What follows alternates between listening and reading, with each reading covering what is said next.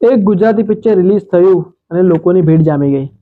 એટલી બધી ભીડ કે ત્યાં આગળ મતલબ મંગળવાર ને ગુરુવારે તો અહીંયા આગળ ભીડ સમાતી જ નથી. અને પિક્ચરનું નામ છે લાલો. અને લાલોએ 50 કરોડ ઉપર કમાણી કરી લીધી છે. તો મારું બસ એટલું જ કહેવાનું થાય છે કે જે પબ્લિક જોવા માટે જાય છે લાલો, એ જોઈને સજેસ્ટ જ કરે છે એકબીજાને કે ભાઈ તમે પણ જોવા જજો. એવું તો શું ખાસ છે આ મૂવીની અંદર? જો કે લાલો પિક્ચર હું પોતે પણ જોઈને આવ્યો. હું બી તમને કહું છું કે આ પિક્ચર જોવા માટે જજો.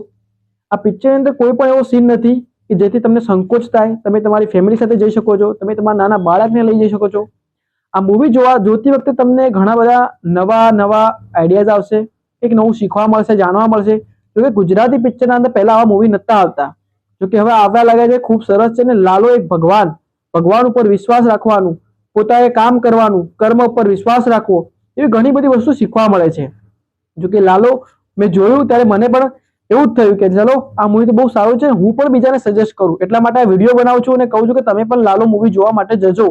અને આ એક ગુજરાતી પિક્ચર એવું છે કે મતલબ આના પહેલા 4 જીવી લીએ કરીને એક પિક્ચર આવ્યું હતું, એને કમાણી સારી કરી હતી, પણ હવે એને પણ પાછળ પાડી દીધું છે અને પહેલા નંબરે પહોંચી ગયું છે લાલો પિક્ચર.